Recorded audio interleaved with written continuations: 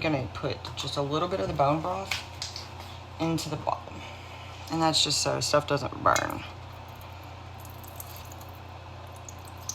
Not a measurement, just, you know, enough to coat the bottom. And I'm just using bone broth from Aldi. All right, so now we're just gonna start dumping our vegetables in. And so there's really no method to it. You're just gonna dump.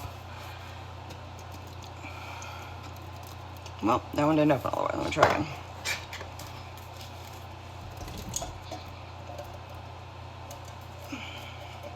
So I usually dump 3 cans on the bottom. It's usually not my green beans. I usually put my green beans on top. And then, so once I have my 3 cans, I'm gonna take my onions.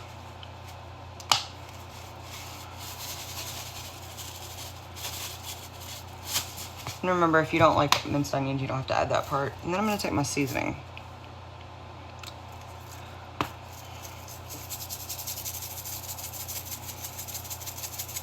And give it a good sprinkle. All right, now we're gonna put our chicken directly on top of this. Okay, so we've cut up our nasty pieces, we've got our chicken in, and now we're just gonna add our green beans and our other seasoning. So I put this seasoning on first, again, Montreal.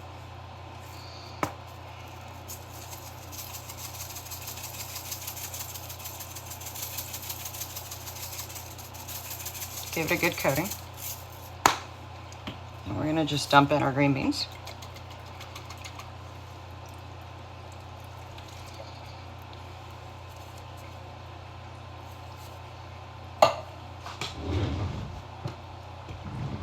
Just kind of push them over it, like so, to give it a good coating. And then I just put a few more onions on top, like so. Now, you can do this if you want. I do it just to add a little more liquid or moisture to it. I'm just gonna drizzle a little bit of olive oil over the very top, just to kind of give it a little bit more, because we're not gonna use any dairy, we're not using any butter. All we have is the bone broth, and then we're gonna use whatever moisture comes out of the can, and then the natural juices from the chicken. And what we're gonna do is we're just gonna put the lid on this, and we're gonna let it cook for 8 hours.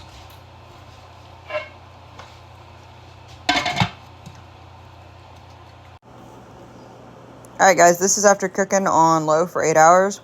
Everything is done. The chicken is juicy. In fact, you see it's shredded on top. This is actually a delicious dairy-free meal.